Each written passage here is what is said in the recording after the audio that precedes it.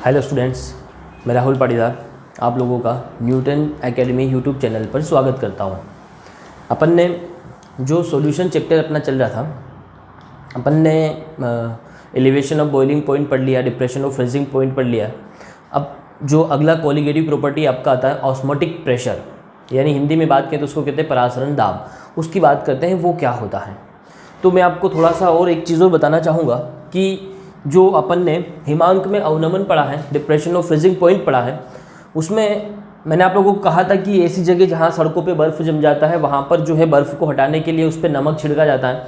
जो नमक होता है उसके हिमांक को कम कर देता है और जो बर्फ़ होता है वो पिघल जाता है। तो इस तरीके से सड़कों पे से बर्फ़ जो है वो हटा दिया जाता है। एक और जगह इसका यूज़ है, वो भी मैं आपको बता देता हूँ। एक केमिकल होता है इथाइल ग्लाइकोल, जिसका फॉर्मूला होता है CH2OH बॉन्ड CH2OH। इसका यूज़ जो है, जो गाड़ियाँ होती हैं उनके जो रेडिएटर होते हैं,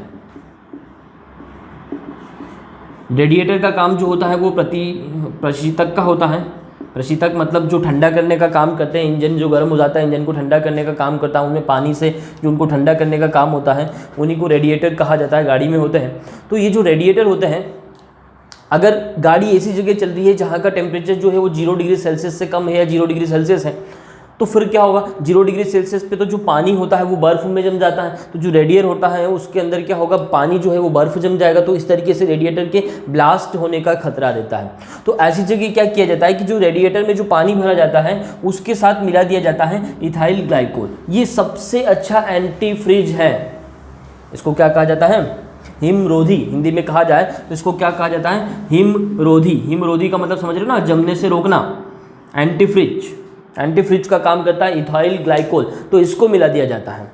अब उसका जो है हिमांक कितना कम करना है, मतलब अब गाड़ी 0 डिग्री सेल्सियस से कम टेम्परेचर पे भी जाएगी तो वो बर्फ़ नहीं बनने वाला है वहाँ पर, क्योंकि आपने पानी के अंदर क्या मिला दिया है, इथाइल ग्लाइकोल। और इथाइल ग्लाइकोल जो होता है ये 0 डिग्री सेल्सियस पे नहीं जमता है, उससे भी कम पे जमता है।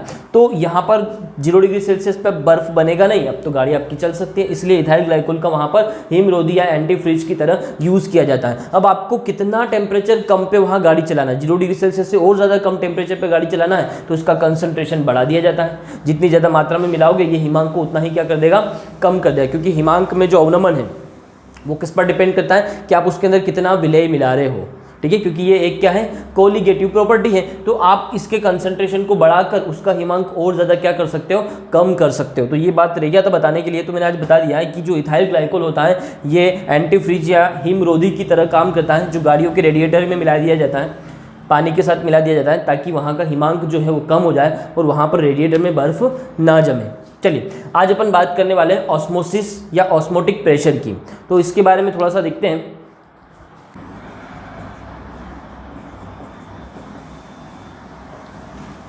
ऑस्मोसिस हिंदी में अगर बात करें तो इसको कहेंगे अपन परासरण। अब जो परासरण है ये कोलिगेटिव प्रॉपर्टी नहीं है, मतलब कोलिगेटिव प्रॉपर्टी मतलब हिंदी में कहेंगे अणुसंख्यक गुणधर्म। तो परासरण जो है ये अणुसंख्यक गुणधर्म नहीं है। परासरण दाब की अगर मैं बात करूं, ऑस्मोटिक प्रेशर की अगर मैं बात करूं, तो वो क्या है, कोलिगेटिव प्रॉपर्टी है, अणुसंख्यक गुणधर्म है। अभी आपको पूरी चीज़ क्लियरली में समझ में आएगी कि क्या है, लेकिन उससे पहले आपको समझना है कि ऑस्मोसिस होता क्या है। तो ऑस्मोसिस को समझेंगे तो यहाँ पर दो डेफिनेशन समझने वाले हैं। एक अपन समझने वाले हैं डिफ्यूजन्स, यानी हिंदी में कहेंगे तो विसरण, और यहाँ पर ऑस्मोसिस यानी परासरण। दोनों चीज़ों को अपने को समझना है कि ये होता क्या है। अब इसको समझने के लिए पहले मैं एक बार पहले भी ये चीज़ समझा चुका हूँ, लेकिन फिर भी मैं समझाता हूँ। यहाँ पर अपने को ज़्यादातर जो फोकस करना है वो ऑस्मोसिस पे करना है, लेकिन इसी के साथ एक शब्द और पूछा जाता है विसरण, जिसको डिफ्यूजन हिंदी में कहा जाता है, इंग्लिश में, हिंदी में इसको विसरण कहते हैं। तो डिफ्यूजन क्या होता है, पहले विसरण को समझते हैं फिर परासरण को समझेंगे। विसरण क्या होता है, तो इसका बहुत अच्छा एग्जाम्पल है कि यहाँ पर सबसे पहली और इम्पोर्टेंट बात तो ये होती है कि जब भी अपन विसरण की बात करते हो तो पूरे सॉल्यूशन की बात करेंगे, सॉल्वेंट और सोल्यूट की बात नहीं करेंगे, पूरे सॉल्यूशन की बात करेंगे। तो यहाँ जब भी विसरण की बात होती है अपन पूरे सॉल्यूशन की बात करते हैं। अब सॉल्यूशन की क्या बात करेंगे उसको समझें। तो जो सॉल्यूशन होता है इसके मॉलिक्यूल्स, यानी पूरा सॉल्यूशन जो होता है वो हायर कंसंट्रेशन रीजन से लोअर कंसंट्रेशन रीजन की ओर मूव करता है, गति करता है। मतलब किसी भी पदार्थ या किसी भी सॉल्यूशंस की अगर अपन बात करें तो किसी विलयन के अणु या पूरा विलयन अधिक सांद्रता से कम सांद्रता की ओर तब तक प्रवाहित होता रहता है जब तक कि पूरे की सांद्रता एक जैसी नहीं हो जाए, तो उसी को कहा जाता है विसरण। मतलब सपोज मान लो, इसका एग्जांपल मैंने आपको बहुत बार कहा है कि जैसे मान लो अपन परफ्यूम स्प्रे कर रहे हैं, तो खुशबू आई, तो पहले खुशबू यहाँ आई, फिर धीरे धीरे पूरे रूम में क्या हो गई, एक जैसी खुशबू जो है वो फैल गई, क्योंकि परफ्यूम की जो फ्रेगनेंस थी वो यहाँ ज़्यादा थी, धीरे धीरे यहाँ पर उसका कंसंट्रेशन ज़्यादा था, धीरे धीरे पूरे रूम में फैल गई, अब पूरे रूम में एक जैसी खुशबू आने लग गई। तो ये जो प्रोसेस हुई है ये क्या कहलाया, विसरण, क्योंकि वो खुशबू जो है वो यहाँ से हायर कंसंट्रेशन रीजन से पूरे रूम के अंदर क्या हो गई है, एक जैसी फैल गई है, तो उसी को अपन विसरण कहते हैं। ये तो विसरण हो गया, लेकिन यहाँ बात करनी है अपने को ऑस्मोसिस की, परासरण की बात करनी, ये क्या होता है। एक साइंटिस्ट हैं एबे नॉलेट ने 1784 में सबसे पहले इस घटना का स्टडी किया था। इस फिनोमिना का स्टडी करने वाले जो साइंटिस्ट हैं एबे नॉलेट, 1784 में सबसे पहले उन्होंने इसका स्टडी किया था। उन्होंने क्या किया, एक प्रैक्टिकल करके देखा। उस प्रैक्टिकल में इन्होंने क्या किया कि एक बीकर लिया, ठीक है, और एक फनल लिया कि जैसा, जिसको उल्टा रख लिया यहाँ पे इस तरीके से, और इसमें यहाँ नीचे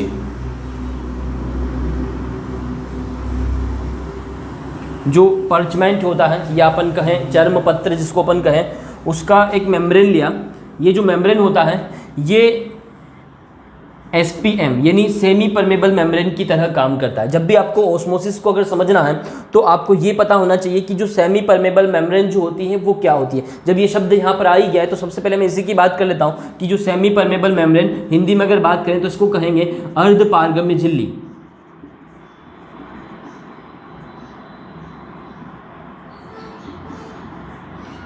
जो अर्धपारगम्य झिल्ली होती है या इसको इंग्लिश में कहते हैं सेमी परमेबल मेम्ब्रेन, ये क्या होती है। तो सेमी परमेबल मेम्ब्रेन की अगर मैं बात करूं तो ऐसी मेम्ब्रेन जो केवल सॉल्वेंट के पार्टिकल को ही अपने में से होकर क्या होने देगी, पास आउट होने देगी, बाकी जो सोल्यूट है उसके पार्टिकल्स को अपने में से होकर पास आउट नहीं होने देगी। तो उसी को अपन कहते हैं अर्धपारगम्य झिल्ली या सेमी परमेबल मेम्ब्रेन। अर्ध मतलब आधी चीज़ों को जाने दे रही है, आधी को नहीं जाने दे रही है, मतलब केवल सॉल्वेंट के पार्टिकल यानी विलायक के अणु जो है उसमें से होकर जा सकते हैं, बाकी जो विलय है उसके अणु जो है उसमें से होकर नहीं जा सकते। तो ऐसी मेम्ब्रेन जो होती हैं वो क्या कहलाती हैं, अर्धपारगम्य झिल्ली कहलाती है या सेमी परमेबल मेम्ब्रेन कहलाती है। उसकी जरूरत ऑस्मोसिस में लगने वाली है, तभी आपको डेफिनेशन समझ में आने वाला है। अब दूसरी चीज़ एक और मैं बता दूं कि ये जो सेमी परमेबल मेम्ब्रेन होती है दो टाइप की होती है। एक जो होती है वो नेचुरल होती है, ठीक है, तो उसकी अगर अपन बात करें तो जो नेचुरल वाली जो सेमी परमेबल मेम्ब्रेन होती है उसकी अभी जस्ट मैंने कहा पार्चमेंट पेपर अपन ले ले या चर्म पत्र जिसको अपन हिंदी में कहते हैं, या तो वो ले सकते हैं, हिंदी में लिखेंगे तो क्या होता है चर्म पत्र, है ना, या पार्चमेंट उसको कहा जाता है। एक एग्जांपल तो ये हो जाएगा जो नेचुरल होती है उसकी, ठीक है।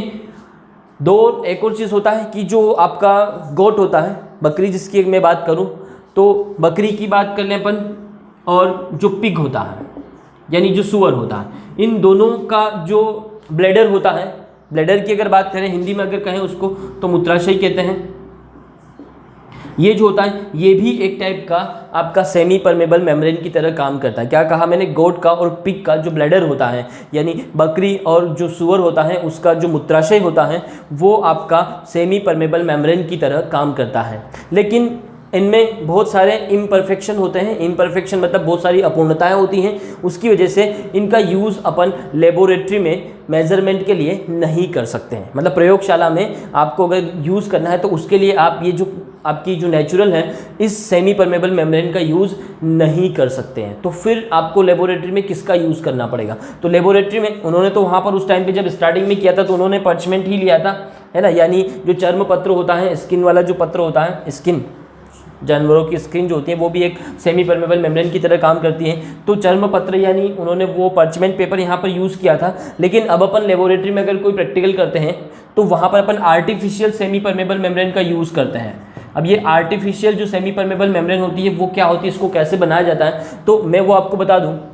मैं आपको पूरा रिएक्शन लिख के बता देता हूँ कि इसको कैसे बनाया जाता है। आपको दो चीज़ों की ज़रूरत पड़ेगी। एक पड़ेगी आपको कॉपर सल्फेट का सोल्यूशन अपन लेते हैं, CuSO4 लिया जाता है, ठीक है। इसके साथ आपको एक और चीज़ का ज़रूरत पड़ेगा, वो होता है पोटेशियम फेरोसाइनाइड। पोटेशियम फेरोसाइनाइड का फॉर्मूला मैं आपको यहाँ लिख देता हूँ। K4FeCN6, इसको अपन पढ़ेंगे पोटेशियम फेरोसाइनाइड। इसका यूपीएससी नाम वगैरह सब मैं आपको बाद में बताऊंगा, पूरा रिएक्शन में यहाँ लिख रहा हूँ, आप उसको देखेंगे। क्या लिया मैंने, एक तो कॉपर सल्फेट लिया और पोटेशियम फेरोसाइनाइड मैंने यहाँ पर लिया। जब ये दोनों आपस में रिएक्शन करते हैं तो ये जो पोटेशियम है ये तो सल्फेट पोटेशियम सल्फेट बनाकर अलग हो जाता है, मतलब ये तो आपका बना देता है K2SO4, ये तो आपका अलग हो गया, ठीक है। और जो आपका ये कॉपर है ये पोटेशियम को रिप्लेस करता है, तो फॉर्मूला बनेगा Cu2FeCN6, इसको अपन कहेंगे कॉपर फेरोसाइनाइड। इसका नाम क्या हो जाएगा, कॉपर फेरोसाइनाइड, ठीक है। ये जो होती है कॉपर फेरोसाइनाइड, इसी को आर्टिफिशियल सेमी परमेबल मेम्ब्रेन कहा जाता है। अब ये कैसे तैयार की जाती है उसके बारे में भी मैं बताऊंगा। तो तैयार करने के लिए इन चीज़ों की जरूरत पड़ेगी, केमिकल रिएक्शन तो ये होती है। अब ये केमिकल रिएक्शन पहले इसको बैलेंस कर लेते हैं। देखो यहाँ पर पोटेशियम कितना है, 4 है, तो मैं यहाँ पर 2 लगा दूँ तो ये 4 हो गया। SO4 यहाँ पर 2 हो गए, तो मैं यहाँ पर भी 2 लगा दूँ तो SO4 भी बैलेंस हो गया। लेकिन यहाँ पर कॉपर जो है ये 2 हो गए हैं, तो 2 कॉपर यहाँ पर है, ठीक है। और FeCN6 एक ही है, तो ये है, तो ये रिएक्शन अब बैलेंस हो गया। अब यहाँ पर सबसे मोस्ट इंपॉर्टेंट बात है कि ये कॉपर फेरोसाइनाइड तो बन गया, लेकिन इसका यूज़ कैसे किया जाता है। तो जब ये रिएक्शन आप करवाते हो तो ये प्रेसिपिटेट की तरह बनता है, मतलब बॉटम में क्या हो जाता है, सेटल डाउन हो जाता है, उसी को अपन प्रेसिपिटेट कहते हैं। तो इसका यूज़ ऐसे करते हैं कि सपोज मान लो कि आपके पास एक इस तरीके का पात्र है छिद्र वाला, इसमें क्या है, यहाँ पर नीचे क्या है, छिद्र है। अब इसके अंदर ये रिएक्शन करवाई जाती है, कॉपर सल्फेट और यहाँ पर पोटेशियम फेरोसाइनाइड इसके अंदर मिलाकर यहाँ पर रिएक्शन करवाई जाती है। तो जो कॉपर फेरोसाइनाइड बनता है ये प्रेसिपिटेट बनाता है, तो यहाँ नीचे आकर इन छिद्रों के अंदर आकर ये क्या हो जाएगा, यहाँ पर ऐसे जम जाएगा। ये छिद्रों में क्या हो जाएगा, यहाँ इन छिद्रों में कौन जम गया, आपका कॉपर फेरोसाइनाइड। तो इस तरीके से ये यहाँ पर क्या बन गई, एक मेम्ब्रेन जो है, यहाँ पर अगर बात करें तो झिल्ली बन गई, मेम्ब्रेन बन गई है। तो यहाँ पर अब क्या होगा, इसके अंदर अगर मैं कोई सॉल्यूशन रखता हूँ तो इस सॉल्यूशन में से केवल जो सॉल्वेंट के पार्टिकल है वही इन छिद्रों में से होकर क्या होंगे, पास आउट हो पाएंगे, निकल पाएंगे। बाकी के जो सॉल्यूट है उनके पार्टिकल यहाँ से नहीं निकल पाएंगे, मतलब केवल विलायक के अणु इस छिद्रों में से क्या होंगे, अब निकलेंगे। तो इस तरीके से यहाँ पर ये छिद्र जो है ये क्या बन गए, अर्धपारगम्य झिल्ली बना दी इन्होंने यहाँ पर। तो इस तरीके से अपन अर्धपारगम्य झिल्ली बना सकते हैं और अपन प्रैक्टिकल करने के लिए इसी का यूज़ करते हैं। कभी कभी ऑब्जेक्टिव आता है कि कॉपर फेरोसाइनाइड क्या है, या ऐसा आता है कि अगर आपको कोई आर्टिफिशियल अर्धपारगम्य झिल्ली बनाना है तो आप किसकी बनाएंगे, तो वो बनती है कॉपर फेरोसाइनाइड की। या कॉपर फेरोसाइनाइड यानी अर्धपारगम्य झिल्ली जो होती है आर्टिफिशियल, उसका फॉर्मूला क्या होता है, तो फॉर्मूला भी मैंने बना दिया। और यहाँ पर आपको इसको कैसे बनाया जाता है तो उसका रिएक्शन भी मैंने यहाँ पर लिख दिया है। तो अब जब आपको सेमी परमेबल मेम्ब्रेन का मतलब समझ में आ गया कि सेमी परमेबल मेम्ब्रेन 2 टाइप की हो सकती है, एक नेचुरल होती है यानी प्राकृतिक होती है, और एक कृत्रिम होती है, आर्टिफिशियल होती है। नेचुरल की अगर मैं बात करूँ तो इसमें कौन सा होता है, एक तो चर्मपत्र होता है, इंग्लिश में अगर बात करें तो पर्चमेंट इसको कहा जाता है, या फिर अपन गॉट या पिग का जो ब्लैडर होता है, मूत्राशय जो होता है, वो भी सेमी परमेबल मेम्ब्रेन की तरह काम करता है। लेकिन इसमें बहुत सारे इम्परफेक्शन होते हैं, अपूर्णताएं होती हैं, जिसकी वजह से अपन लेबोरेटरी में मेजरमेंट करने के लिए ऑस्मोसिस को इसका यूज़ नहीं करते हैं। अब फिर आता है आपका आर्टिफिशियल की अगर बात करें तो आर्टिफिशियल जो सेमी परमेबल मेम्ब्रेन होती है वो बनाई जाती है कॉपर सल्फेट और पोटेशियम फेरोसाइनाइड की रिएक्शन करवाकर, और उसका नाम होता है कॉपर फेरोसाइनाइड। ठीक है, कैसे बनाया जाता है वो भी मैंने बता दिया। इसका प्रेसिपिटेट बनता है, ये एरो नीचे है, इसका मतलब ये प्रेसिपिटेट बन के नीचे जम गया है, इसका मतलब यही होता है। तो चलिए अब जो आपके एबे नॉलेट थे 1784 में, इन्होंने क्या प्रैक्टिकल करा उसको समझते हैं। एक बीकर लिया है, इसमें एक किप को उल्टा लगा दिया है, इस किप में इन्होंने क्या करा है, सॉल्यूशन को फिल कर दिया है। इसमें क्या लिया है, ये जो किप है इसके अंदर है सॉल्यूशन, बात को ध्यान से समझेंगे। यहां लिया है सॉल्यूशन, ठीक है, यानी विलियन। यहां पर क्या लिया है इन्होंने, विलियन लिया है। और ये जो बाहर अगर मैं बात करूं, यहां पर इस बीकर के अंदर की अगर बात करूं तो बीकर में यहां पर लिया है सॉल्वेंट। क्या लिया है, सॉल्वेंट। सॉल्वेंट मतलब इसके अंदर कोई भी सॉल्यूट मिला हुआ नहीं है, ये आपका प्योर क्या है, सॉल्वेंट है। तो ये हो गया आपका सॉल्वेंट। अब यहां पर आपको समझना है, ये इस फनल के अंदर आपका सॉल्यूशन है और यहां पर आपका क्या है, सॉल्वेंट है।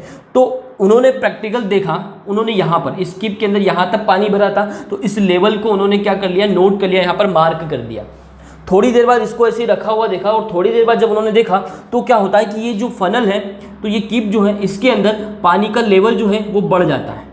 जो उन्होंने सॉल्यूशन यहाँ लिया है उसका लेवल जो है बढ़ जाता है, और वो लेवल अब यहाँ आ जाता है, इतना लेवल यहाँ पर क्या हो गया, बढ़ गया। अब पानी इसमें यहाँ तक भर गया, इतना लेवल क्या हो गया, बढ़ गया। अब ये लेवल क्यों बढ़ा उसको समझना। यहाँ हुआ क्या है, इसके अंदर जो आपने सॉल्यूशन लिया है, विलयन लिया है, इसका कंसंट्रेशन, इसकी सांद्रता क्या है, ज़्यादा है। बात को ध्यान से समझना। विलयन है मतलब सीधी सी बात है कि इसकी सांद्रता क्या है, कंसंट्रेशन इसका क्या है, ज़्यादा है, सांद्रता क्या है, ज़्यादा है। और ये तो प्योर है, विलायक है, तो सीधी सी बात है विलायक का कंसंट्रेशन जो है ये क्या होगा, कम होगा, सांद्रता यहाँ पर क्या होगी, कम होगी।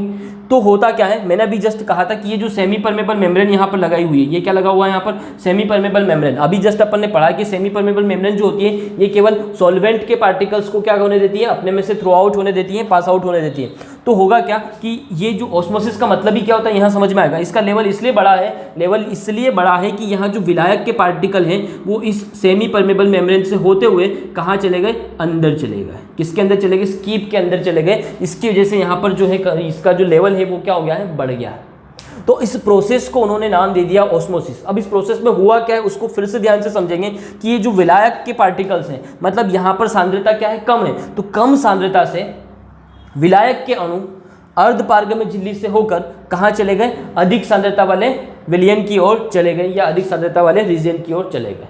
इसी प्रोसेस को क्या कहा जाता है, ऑस्मोसिस कहा जाता है।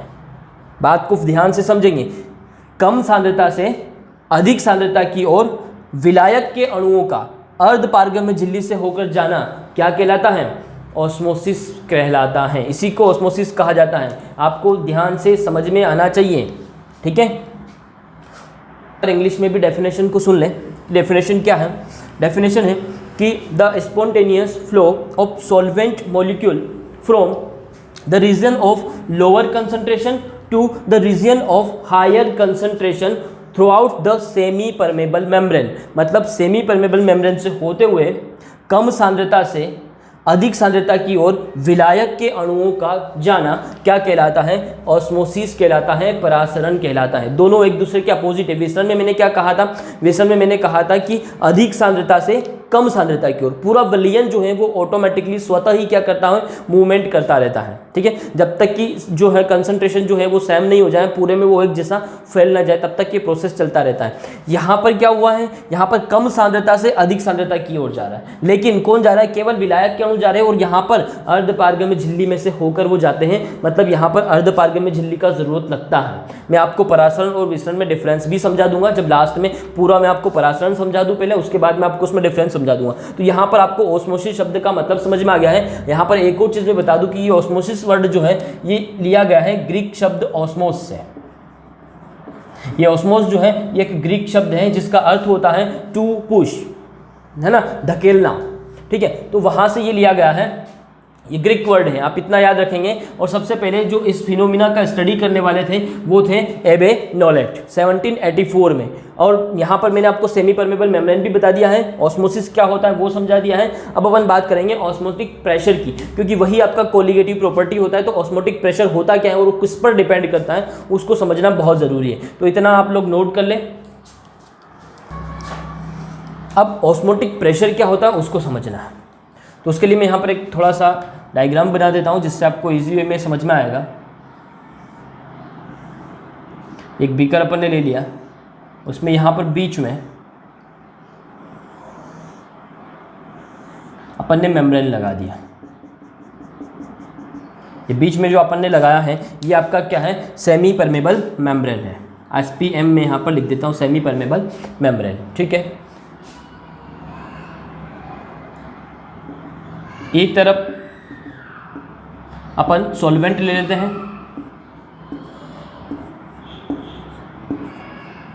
ठीक है। ये तो हो गया आपका सॉल्यूशन, ठीक है। और एक तरफ अपन ले लेते हैं सॉल्वेंट, यहां अपन ले लेते हैं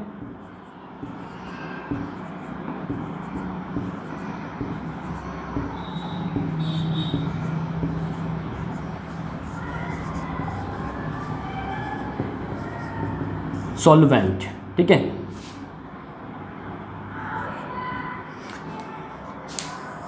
अब क्या होगा यहाँ पर, आप लोगों को अभी जस्ट मैंने बताया कि अगर यहाँ पर ऑस्मोसिस का प्रोसेस होने वाला है तो ऑस्मोसिस का प्रेशर में क्या होगा कि प्रोसेस में क्या होगा कि यहाँ पर जो ये विलायक के अणु है ये यहाँ से इस अर्धपारगम्य झिल्ली से होते हुए कहाँ जाने लग जाएंगे, विलयन की ओर जाने लग जाएंगे। ये कम सांद्रता, इसकी सांद्रता क्या है, कम, ये आपका क्या हो गया, the region of lower concentration, और ये the region of higher concentration, मतलब यहाँ पर सांद्रता क्या है, ज़्यादा है। तो ये कम सांद्रता से अधिक सांद्रता की ओर यहाँ पर क्या हो जाएंगे, विलायक के अणु अर्धपारगम्य झिल्ली से होकर इधर जाने लग जाएंगे।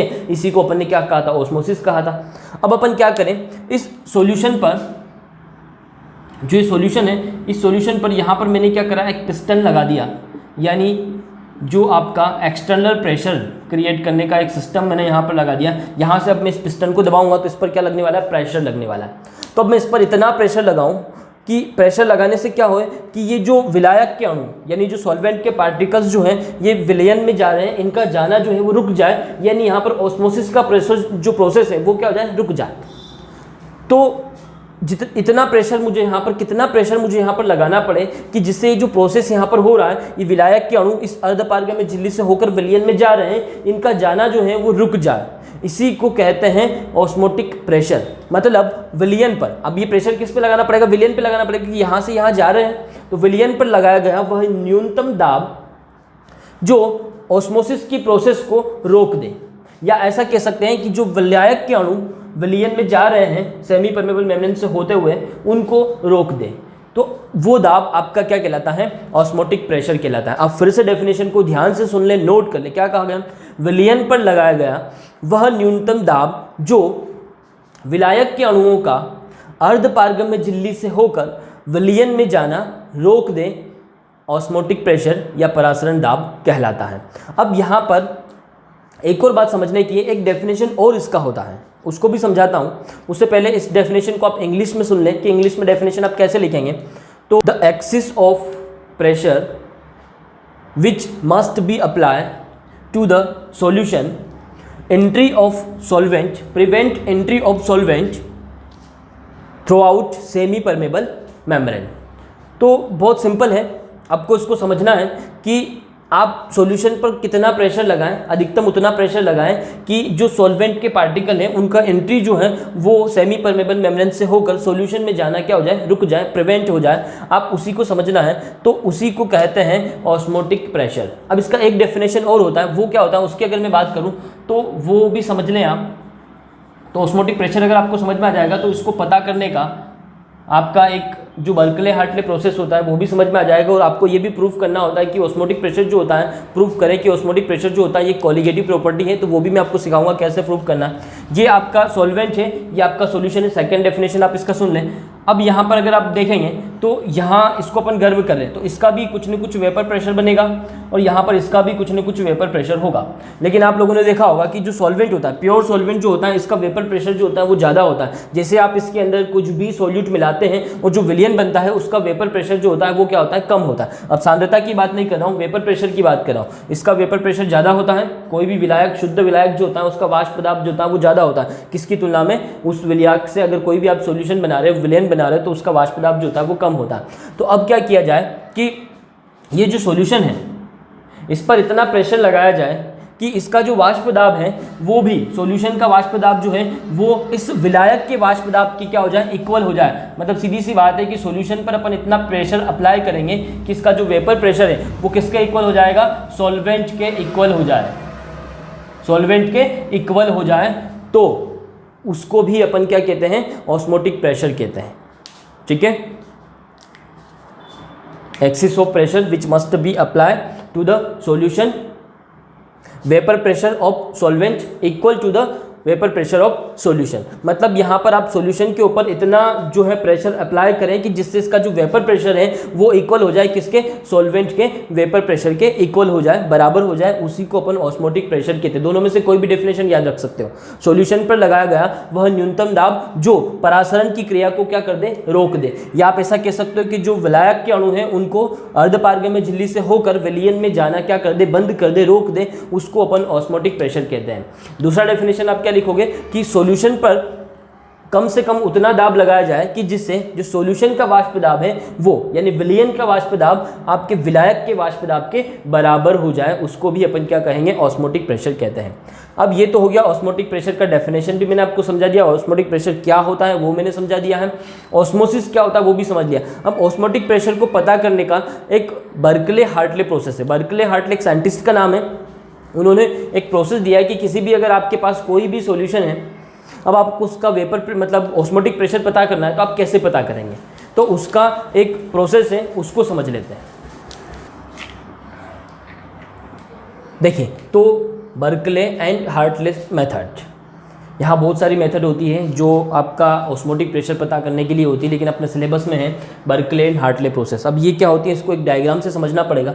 डायग्राम को आप ध्यान से समझेंगे, एग्जाम में आता है ये पूरा क्वेश्चन, जिसमें आपको डायग्राम भी बनाना है, उसको पूरा डिस्क्राइब भी करना है और मेथड को आपको पूरा समझाना है। तो सबसे पहले इसमें क्या होता है कि एक पाइप होता है इस टाइप का, गोल पूरा एक पाइप है जिसमें छिद्र है, या आप इसको ऐसा भी कह सकते हैं कि एक छिद्र वाला, सरंध्र वाला, छिद्र वाला एक आपके पास बर्तन है कोई भी।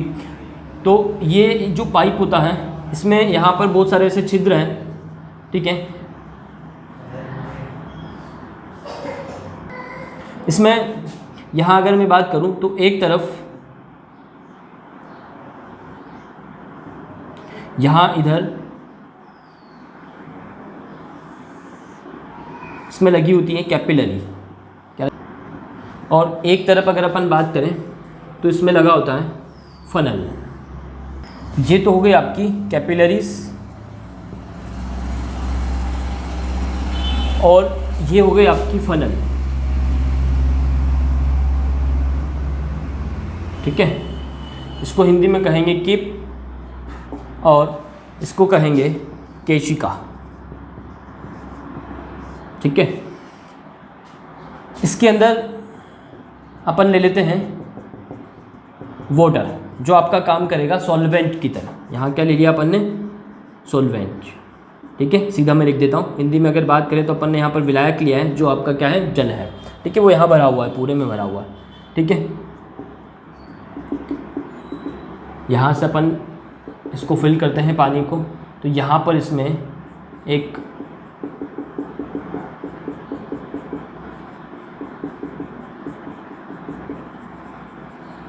लेवल कंट्रोलर लगा होता है, मतलब कितना पानी अपने को यहाँ पर किस लेवल तक रखना है, वहाँ से अपन उसको कम ज़्यादा लेवल कर सकते हैं। तो यहाँ तक अपन ने इसमें कैपिलरीज में पानी को यानी सॉल्वेंट को ले लिया है। अब ये जो पूरा सिस्टम है, इस पूरे सिस्टम को एक जो मेटल का जैकेट होता है, यानी मेटल का एक पूरा पात्र होता है, एक कंटेनर होता है, मेटल के कंटेनर में रख देते हैं। अब उसको मैं बना देता हूँ, मेटल का कंटेनर यहाँ पर बना देता हूँ।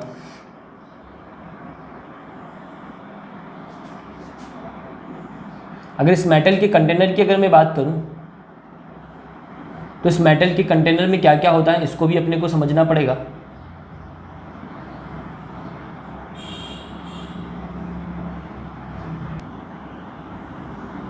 तो इस कंटेनर में यहां पर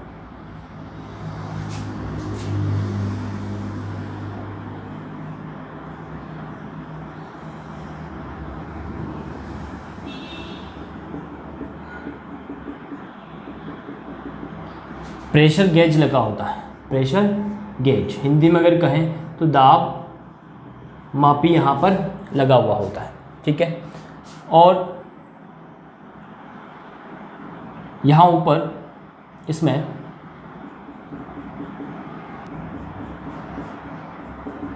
एक्सटर्नल प्रेशर लगाने के लिए पिस्टन लगा होता है, ठीक है। तो यहाँ लिख देता हूँ एक्सटर्नल प्रेशर, हिंदी में कहेंगे तो बाय दाब, यहाँ से अपन इस पर लगा सकते हैं। और ये आपका हो गया मेटल का जैकेट, ठीक है, धातु का एक पात्र हो गया। इस मेटल की जैकेट के अंदर अपन उस विलयन को भरते हैं जिसका अपने को क्या पता करना है? परासरण दाब पता करना है। तो उस विलयन को अपन यहाँ पर भर लेते हैं। इसके अंदर अपन ने क्या ले लिया? उस विलयन को लिया है जिसका अपने को ऑस्मोटिक प्रेशर पता करना है। अब ये जो बीच में बेलनाकार जो पात्र आपका होता है, पाइप जो होता है, इसके अंदर ये जो छिद्र है, सरंध्र छिद्र होते हैं। इन छिद्रों की अगर मैं बात करूं तो इसमें मैं यहाँ पर कॉपर फेरोसाइनाइड, अभी जस्ट मैंने जो आपको बताया था, कॉपर फेरोसाइनाइड की झिल्ली यहाँ पर लगा देता हूँ, जो यहाँ पर अर्धपारगम्य झिल्ली का काम करती है। अब इस सिस्टम को मैं कुछ समय के लिए रख देता हूँ। तो यहाँ पर क्या होता है, इसके अंदर ऑस्मोसिस का प्रोसेस होने लगता है। मतलब यहाँ पर ये क्या है? वाटर। ये आपका, यहाँ अगर मैं बात करूँ तो ये सॉल्वेंट है, ये आपका क्या है? सॉल्यूशन। तो ऑस्मोसिस की प्रोसेस में क्या होता है कि ये जो सॉल्वेंट के पार्टिकल हैं, ये यहाँ से यहाँ कंसंट्रेशन कम है तो कम कंसंट्रेशन से हायर कंसंट्रेशन की ओर क्या होने लग जाएंगे, मूव होने लग जाएंगे। तो इन छिद्रों में से निकलकर ये पानी जो है ये कहाँ आने लगेगा, सॉल्यूशन के अंदर आने लगेगा। तो जिससे क्या होगा कि ये जो कैपिलरी है, केशिका नली जो है, इसके अंदर ये जो पानी का लेवल है ये कम होने लग जाएगा। सपोज मान लो पानी का लेवल जो है यहाँ तक आ गया, पानी का लेवल कम हो गया क्योंकि यहाँ से पानी निकल कर कहाँ चला गया, सॉल्यूशन के अंदर चला गया। यहाँ पर ऑस्मोसिस का प्रोसेस हो गया, रख दिया, ऑस्मोसिस का प्रोसेस हो गया। अब अपन क्या करेंगे, ये जो सॉल्यूशन है इसके ऊपर यहाँ पिस्टन से बाहर दाब लगाएंगे। दाब तब तक लगाएंगे जब तक कि ये जो सॉल्वेंट के पार्टिकल है यहाँ से निकलकर इस विलियन में जाना क्या हो जाए, बंद हो जाए, और ये पानी जितना गया है उतना वापस क्या हो जाए, यहाँ तक आ जाए। इसी को तो ऑस्मोटिक प्रेशर कहते हैं कि जो ऑस्मोसिस की प्रोसेस है उसको क्या कर दे, रोक दे। तो यहाँ से जब मैं दाब लगाऊंगा इस विलियन के ऊपर, विलियन पे ही दाब लगेगा क्योंकि जैकेट पे ही लगा हुआ है बाहर दाब, तो जब इस विलियन पे दाब लगेगा तो ये जो पानी गया है ये पानी वापस क्या होने लग जाएगा, इस सॉल्वेंट के अंदर वापस पानी वापस अपनी जगह आ गया, और ये जो लेवल है ये वापस पहले जैसा हो गया। तो उसके लिए जितना मुझे दाब लगाना पड़ेगा वो दाब में इस दाब मापी में क्या कर लूँगा, नोट कर लूँगा, और यही दाब जो है मेरा क्या हो जाएगा, ऑस्मोटिक प्रेशर हो जाएगा। तो यही तो मैंने कहा था कि सॉल्यूशन पर लगाया गया वह दाब जो यहाँ पर जो ऑस्मोसिस की प्रोसेस हो रही है उसको क्या कर देगा, रोक देगा, उसी को अपन क्या कहते हैं, ऑस्मोटिक प्रेशर कहते हैं। तो बस यहाँ पर वही करा, ये सॉल्यूशन पर अपन ने क्या करा, पहले तो यहाँ ऑस्मोसिस का प्रोसेस होने दिया जिससे इस केशिका नली में पानी क्या हो गया, कम हो गया, क्योंकि यहाँ से पानी निकल कर कहाँ चला गया, विलियन में चला गया, तो ये लेवल कम हो गया। फिर अपन ने इस पिस्टन से एक्सटर्नल प्रेशर लगाया, दाब लगाया सॉल्यूशन के ऊपर, तो क्या हुआ, ये जो पानी यहाँ आया था सॉल्यूशन के अंदर ये वापस कहाँ चला गया, अपनी जगह चला गया, और तब तक अपन प्रेशर लगाते रहेंगे तब तक कि ये दाब जो है वापस पहले जैसा ना हो जाए, और उस दाब को अपन यहाँ इस दाब मापी में नोट कर लेंगे, और यही प्रेशर जो है आपका ऑस्मोटिक प्रेशर होता है। तो ये प्रोसेस किसने दिया, बर्कले हार्टले मेथड। बहुत सिंपल मेथड होता है, और इस मेथड का ज़्यादा यूज इसलिए किया जाता है क्योंकि यहाँ पर प्रेशर अपन हाथ से कंट्रोल कर रहे हैं, तो यहाँ पर इस झिल्ली के टूटने फूटने का भी कोई चांसेस नहीं होता है, टाइम भी कम लगता है, और आसानी से अपन यहाँ से ऑस्मोटिक प्रेशर ईजी वे में इसका पता कर सकते हैं, इसलिए इस मेथड का ज़्यादातर यूज़ किया जाता है। तो अब मैंने आपको बता दिया ऑस्मोटिक प्रेशर पता करने का, इसका आंसर मैं आपको इंग्लिश मीडियम के लिए भी हिंदी मीडियम के लिए भी लिंक आपको PDF में दे दूंगा, और ऑस्मोटिक प्रेशर क्या होता है उसका डेफिनेशन, ऑस्मोसिस प्रोसेस क्या होती है, वो सारी चीज़ों का मैं आपको डिस्क्रिप्शन बॉक्स में नोट्स दे दूंगा। अब अपन बात करते हैं कि जो आपका ऑस्मोटिक प्रेशर होता है एक कोलिगेटिव प्रॉपर्टी है, क्यों, ये अपने को प्रूफ करना है, तो उसको प्रूफ कर लेते हैं, फिर लास्ट में आपको ऑस्मोसिस और डिफ्यूजन दोनों में डिफरेंस समझा दूंगा। अब बात करते हैं कि ऑस्मोटिक प्रेशर जो है एक कोलिगेटिव प्रॉपर्टी है, यानी ऑस्मोटिक प्रेशर जो है ये आपका क्या है, अणुसंख्यक गुणधर्म है। तो इसके लिए आप लोगों ने 3 रूल्स जो हैं, गैसों के नियम जो हैं, 3 नियम आपने पहले पढ़े हैं, उनकी बात मैं आपको यहाँ पर कर देता हूँ। आपने आदर्श गैस समीकरण पढ़ा होगा, PV = nRT। ये समीकरण जब भी आपको निकालना होता है 11th में आप सब लोगों ने इसको पढ़ा होगा कि इसको निकालने के लिए 3 रूल्स होते हैं गैसों के लिए, बॉयल का, चार्ल्स का और एवोगैड्रो का। वो तीनों नियम्स जो अपन फॉलो करते हैं, वहाँ पर आप लोगों ने देखा होगा कि जो सबसे पहले अगर अपन बात करें, ये जो आदर्श गैस समीकरण होती है PV = nRT की अगर मैं बात करूँ तो ये 3 लो यहाँ पर यूज़ होते हैं। एक होता है आपका बॉयल का लो, ठीक है, एक होता आपका चार्ल्स का लो होता है, ठीक है, एक होता आपका एवोगैड्रो का नियम। 3 लो होते हैं जिससे आप इसको PV = nRT को क्या कर सकते हो, प्रूव कर सकते हो। बॉयल का लो जो होता है ये होता है आपका कांस्टेंट टेम्परेचर पर, मतलब ताप जो है अगर उसको स्थिर कर दिया जाए तो ये नियम कहता है कि जो गैस का दाब होता है वो आयतन के व्युत्क्रमानुपाती होता है, मतलब जितना दाब लगाओगे आयतन उतना ही क्या हो जाता है, कम हो जाता है। ये अपन ने पढ़ा है, बॉयल्स का लो ये कहता है। चार्ल्स के लो की अगर मैं यहाँ, तो अपन ने क्या करा, टेम्परेचर को फिक्स कर दिया, ठीक है, यहाँ जो होता है प्रेशर को फिक्स किया जाता है, दाब जो होता है वो स्थिर होता है, और यहाँ जो आयतन होता है, अगर मैं आयतन की बात करूँ तो वो समानुपाती होता है ताप के, मतलब जितना ताप बढ़ाओगे आयतन भी उतना ही बढ़ने वाला है। यहाँ क्या हुआ, व्युत्क्रमानुपाती हो गया, जो प्रेशर है वो क्या हो गया, व्युत्क्रमानुपाती हो गया। दाब अगर लगा रहे हो आप तो आयतन क्या हो रहा है, कम हो रहा है, तो एक को बढ़ा रहे दूसरा कम हो रहा है, तो ये व्युत्क्रमानुपाती हो गया। ये नियम आपने 11th में पढ़ा होगा। चार्ल्स का नियम कहता है कि जितना टेम्परेचर बढ़ाओगे उतना आयतन भी क्या होगा, बढ़ेगा। एक बढ़ा रहे दूसरे भी बढ़ रहे, तो दोनों एक दूसरे के क्या हो गए, समानुपाती हो गए। एवोगैड्रो नियम क्या होता है, यहाँ पर ये निश्चित ताप और दाब, यहाँ पर टेम्परेचर और प्रेशर दोनों को फिक्स किया जाता है। बॉयल में क्या किया था, टेम्परेचर फिक्स, चार्ल्स में दाब को फिक्स किया जाता है और यहाँ पर ताप और दाब दोनों को फिक्स किया जाता है। तो यहाँ पर जो आयतन होता है वो अणुओं की संख्या, गैस के अणु जितने ज़्यादा होंगे आयतन उतना ही ज़्यादा होगा, मतलब ये जो V है ये N के समानुपाती होता है। अगर ये 3 नियम आपको याद हैं, नहीं याद हैं तो मैं 11th वालों को पढ़ाऊंगा, तब उसका डिस्क्रिप्शन बॉक्स में यहाँ पर उसका लिंक मैं आपको दे दूंगा। अभी मैंने उनको पढ़ाया नहीं है, जब मैं पढ़ा दूंगा तो उसका लिंक मैं आपको यहाँ पर इस वीडियो के नीचे थोड़े दिन बाद अपडेट कर दूंगा, तो वहाँ से आप इसको देख लें। या फिर आप 12th में आ गए हैं तो आप 11th की बुक खोलें, आप बॉयल्स लॉ पढ़ें, चार्ल्स लॉ पढ़ें, एवोगैड्रो का नियम पढ़ें। अगर ये तीनों आपको याद हैं तो फिर आप यहाँ पर जो परासरण दाब है ये एक कोलिगेटिव प्रॉपर्टी है, इसको आप प्रूव कर सकते हो। कैसे, उसको समझो। तो जो पहला रूल्स है वो है आपका बॉयल्स का लॉ। बॉयल वांच हाफ लॉ। अब बॉयल के आगे मैंने वांच हाफ लगा दिया। वांच हाफ ने क्या करा, इन्होंने सबसे पहले कहा कि जिस तरीके से गैसों में दाब होता है उसी तरीके से विलयन में भी परासरण दाब होता है, और जिस तरीके से अपन गैसों के दाब के लिए जो बॉयल्स लॉ पढ़ते हैं उसी तरीके से विलयन के परासरण दाब के लिए भी नियम होता है। तो ये भी यहाँ पर अगर अपन बात करें तो ये फिक्स टेम्परेचर पर जब बात करेंगे तो जो परासरण दाब होता है वो यहाँ पर, वहाँ पर क्या हुआ था, पी लिया था अपन ने, 1/v के समानुपाती था। तो यहाँ पर परासरण दाब जो होता है वो आयतन की क्या होता है, व्युत्क्रमानुपाती होता है, 1/v के व्युत्क्रमानुपाती होता है। यहाँ पर 1/v को नहीं समझेंगे अपन, मैं इसको पूरा डिस्क्राइब करता हूँ। यहाँ पर देखो ये v जो है, अगर मैं बात करूँ तो कितने आयतन में कितने मोल मिलाए गए हैं, मोलों की संख्या को अगर मैं n मानता हूँ तो ये n/v जो होता है ये c यानी सांद्रता के समानुपाती होता है। सांद्रता इज इक्वल टू होता है n/v। अपन ने पढ़ा है कि कितने आयतन में कितने अणु आपने विलय के मिलाए हैं उसी को अपन सांद्रता कहते हैं। तो यहाँ 1 अगर मैं बात करूँ तो n की अगर मैं बात करूँ, n अगर मैं यहाँ पर ले लूँ कि सांद्रता जो है वो कितनी है, 1 मोल पर लीटर है, ठीक है। तो ये हो जाएगा 1/v, n की जगह कितना आ जाएगा 1, n इज इक्वल टू 1 हो गया। तो 1/v इज इक्वल टू क्या होता है, c, मतलब 1/v होता है सांद्रता। तो ये जो नियम है यह सीधा हो जाएगा p समानुपाती होता है c के, मतलब किसी भी विलयन का परासरण दाब जो होता है वो सांद्रता के समानुपाती होता है। तो ये बायल के नियम से पाई समानुपाती हो गया c। जो परासरण दाब होता है उसको पाई से डिनोट किया जाता है, ये आपको याद रखना है, ठीक है। दूसरा लॉ जो होता है वो होता है चार्ल्स का। चार्ल्स के लॉ की अगर मैं बात करूं तो इसमें भी यहाँ पर पीछे में लगा देता हूँ वांच हाफ। इन्होंने इसको क्या चेंज किया उसको देखते हैं। तो चार्ल्स वांट हाफ नियम की अगर बात करें तो अगर गैसों के लिए चार्ल्स का नियम अभी जस्ट मैंने लिखा था कि वहाँ पर जो परासरण दाब है P जो है वो समानुपाती हो गया था टेम्परेचर के। जितना ज़्यादा टेम्परेचर आप बढ़ाओगे उतना ही ज़्यादा क्या होने वाला है, गैसों का दाब आने वाला है। तो सीधी सी बात है, परासरण दाब जो है ये भी आपका T के समानुपाती हो जाएगा। टेम्परेचर जितना ज़्यादा बढ़ाएंगे परासरण दाब भी उतना ही ज़्यादा होगा। मैंने कहा टेम्परेचर बढ़ाओगे तो वाष्प दाब बढ़ेगा, और वाष्प दाब वाली डेफिनेशन भी मैंने आपको समझाई थी। तो सीधी सी बात है, वाष्प दाब ज़्यादा होगा तो आपको ऊपर से और ज़्यादा प्रेशर लगाना पड़ेगा उसको। तो ये एक दूसरे के समानुपाती हो गया, पाई समानुपाती T चार्ल्स के लॉ से हो गया।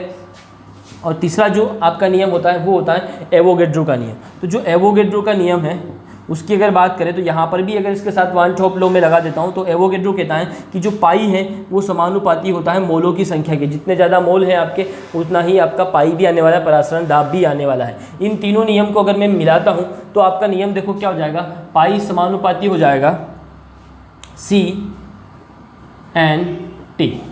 है ना। ये C ले लिया अपन ने, T ले लिया, N, ये तीनों पाई के समानुपाती हो गए। तो पाई समानुपाती हो गया C/N/T, ठीक है। अब C की जगह अपन लिख सकते हैं 1/v लिख सकते हैं, ठीक है। तो अभी जस्ट अपन ने बात की, चाहे तो आप ये यहाँ तक ही रहने दें 1/v। तो यहाँ पर C की जगह मैंने लिख दिया 1/v/N/T। अब यहाँ से जो अपन समानुपाती का साइन जो है वो हटा देते हैं। तो जब समानुपाती का साइन हटाएंगे, यहाँ लिख देता हूँ इधर C is equal to N/v, ठीक है। तो यहाँ पर पाई इज इक्वल टू, यहाँ आ जाएगा एक समानुपाती स्थिरांक R 1/v/N/T, ठीक है। अब v को इधर लेके आएंगे तो ये हो जाएगा pi v is equal to nRT। तो देखो जो आपका आदर्श गैस समीकरण होता है PV is equal to nRT, और ये क्या होता है pi v is equal to nRT। जब भी आपको एग्जाम में आता है कि आपको प्रूफ करना है कि जो आपका परासरण दाब होता है पाई जो होता है ये कोलिगेटिव प्रॉपर्टी है, तो आपको ये तीनों लॉ यूज़ करने हैं और तीनों लॉ को मिलाकर ये समीकरण बन जाएगा। फिर यहाँ पर अपन ने क्या करा, C की जगह 1/v लिख दिया और समानुपाती का चिन्ह हटाया, R आ गया, ये V इधर था मैं इधर ले आया, तो यहाँ पर पाई के ये मल्टीप्लाई में आ गया, तो pi v is equal to nRT। अब थोड़ा और आगे चलते हैं कि यदि अगर मैं बात करूँ तो यहाँ आप ध्यान से देखेंगे जो यहाँ n है, n की अगर मैं बात करूँ इसको अपन यहीं पर चलते हैं, इतना तो अपन ने इसको प्रूव कर दिया एनआरटी। अब वापस से अगर मैं बात करूँ तो इस v को इधर लेके आता हूँ, पाई को मेरे को कोलिगेटिव प्रॉपर्टी प्रूव करना है, तो पाई इज इक्वल टू मैं लिख देता हूँ n/v/RT। और अभी जस्ट मैंने बताया था कि n/v इज इक्वल टू आपका c होता है, सांद्रता होता है, तो मैं यहाँ लिख सकता हूँ pi is equal to CRT। ठीक है, यहाँ तक भी समझ में आता। फिर थोड़ा और आगे चलते हैं कि यहाँ पर r जो है ये स्थिरांक है और T जो है, अगर मैं कहूँ कि ये जो प्रोसेस में करवा रहा हूँ ये फिक्स टेम्परेचर पे करवा रहा हूँ, निश्चित ताप पे करवा रहा हूँ, काय पे करवा रहा हूँ, निश्चित ताप पे करवा रहा हूँ, तो T भी यहाँ पर कांस्टेंट हो गया, निश्चित हो गया, फिक्स हो गया, तो R और T दोनों क्या हो गए, स्थिरांक हो गए।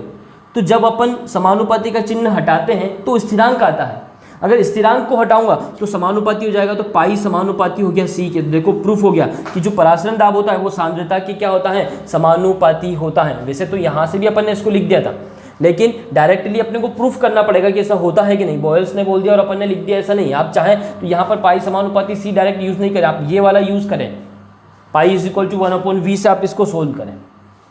ठीक है, तो यहाँ पर पाई जो है वो सांद्रता की क्या हो गया, समानुपाती हो गया। और सांद्रता जो होती है वो काय पर डिपेंड करती है, विलय के मोलों की संख्या पर।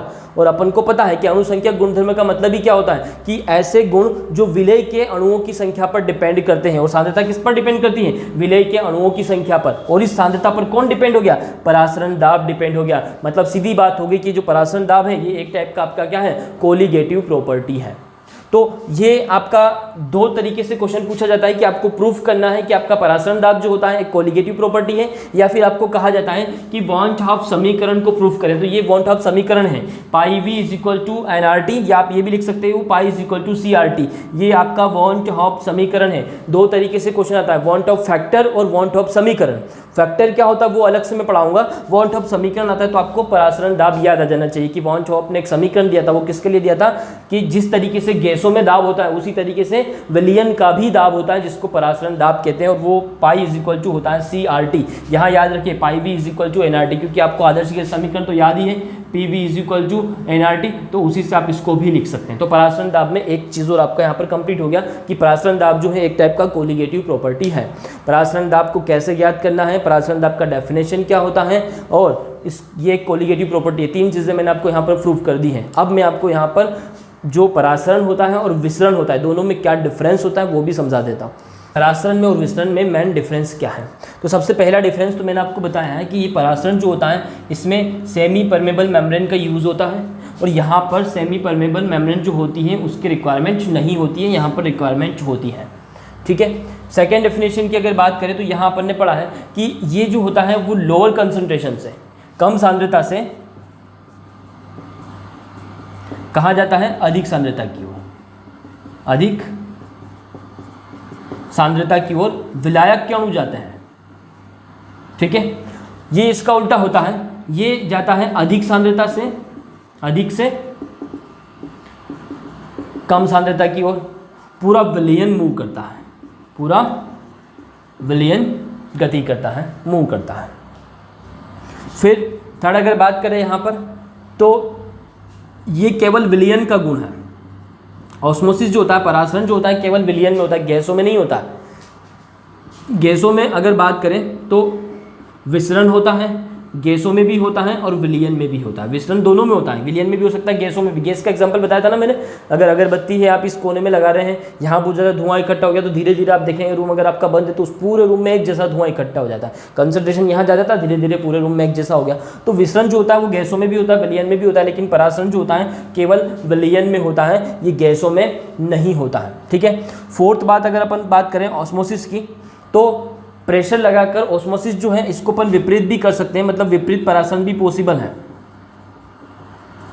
ठीक है, रिवर्स ऑस्मोसिस अभी मैं बताऊंगा इसका डेफिनेशन, रिवर्स ऑस्मोसिस क्या होता है। तो परासरण जो होता है विपरीत दिशा में भी आप प्रेशर लगा के किया जा सकता है, लेकिन इसको विसरण की अगर बात करें तो इसको विपरीत करना पॉसिबल नहीं है, क्योंकि ये स्वतः होता है, स्पॉन्टेनियस, खुद से ही चलता है, अपने को करने का जरूरत नहीं होता है, ऑटोमेटिकली चलता रहता है अधिक सांद्रता से कम सांद्रता की ओर। ये कम सांद्रता से अधिक की ओर कभी नहीं आएगा, उसको विसरण अपन कहेंगे भी नहीं। तो ये विपरीत पॉसिबल नहीं है, इसको रिवर्स नहीं किया जा सकता है, और ये रिवर्स पॉसिबल होता है।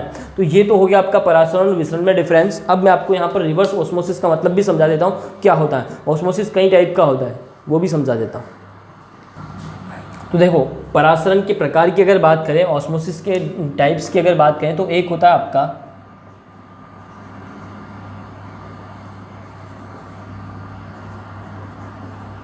एक्सोऑस्मोसिस और एंडोऑस्मोसिस,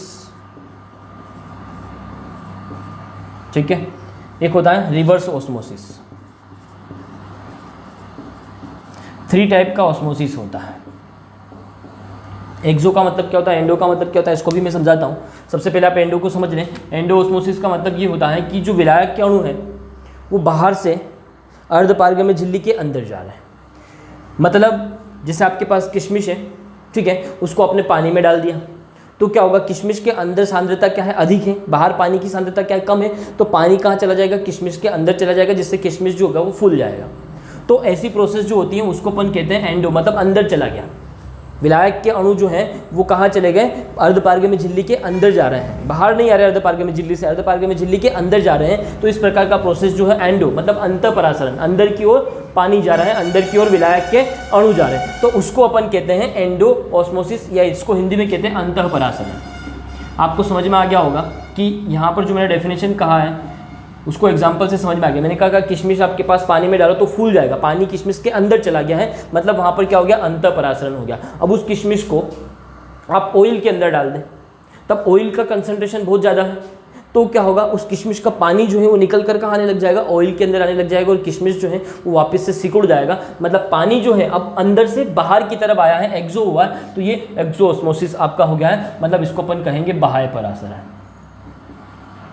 अब इसका और भी एग्जाम्पल है, मैं आपको वो भी समझा देता हूँ। बाह्य परासरण का अंडा आप लें और उसका बाहरी जो वाइट कवर है उसको छील दें और उसके बाद उसको NaCl के सॉल्यूशंस के अंदर रखें, तो उसके अंदर क्या होगा कि पानी जो है उसमें से क्या होगा, पानी, ये देखो बाह्य परासरण, मतलब अंडे के अंदर का पानी बाहर आएगा, अंडा जो होगा सिकुड़ने लग जाएगा, तो उसको अपन कहेंगे बाह्य परासरण।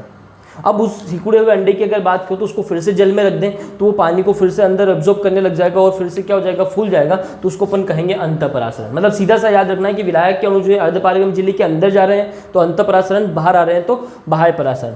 रिवर्स ऑस्मोसिस क्या होता है, रिवर्स ऑस्मोसिस का मतलब ये होता है कि अभी जस्ट मैंने आपको एक एग्जाम्पल के थ्रू बताया था कि आपके पास इस तरीके से एक चेंबर है, बीच में आपने अर्धपारगम्य झिल्ली यहाँ पर लगा दिया है, एक तरफ आपने ले लिया विलायक और एक तरफ आपने ले दिया विलयन, ठीक है, और यहाँ पर ऑस्मोसिस का प्रोसेस हो रहा है।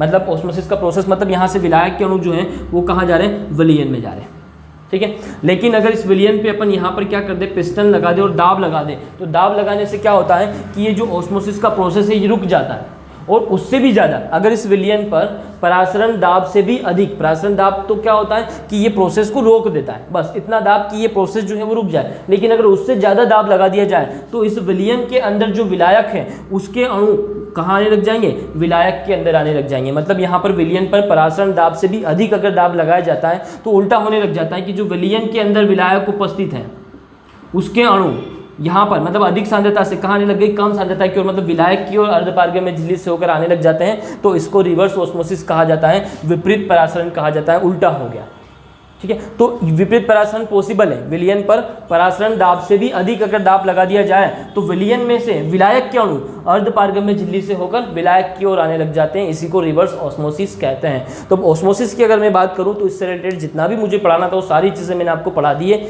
बस आपको क्या करना है, बुक उठाना है, जो टॉपिक मैंने पढ़ाया है उनको आपको रिवाइज करना है, अपने खुद के नोट्स बनाना है। मैं भी आपको नोट्स यहाँ पर डिस्क्रिप्शन बॉक्स में लिंक दे दूंगा, तो वहाँ से आप पढ़ाई करें, अच्छे से पढ़ाई करें। कोई प्रॉब्लम आती है तो आप मुझे कमेंट बॉक्स में जरूर बताएं कि आपको क्या प्रॉब्लम आ रही है, और अभी तक वीडियो को सब्सक्राइब नहीं किया है तो प्लीज़ वीडियो को सब्सक्राइब जरूर कर लें। मिलते हैं कल की क्लास में।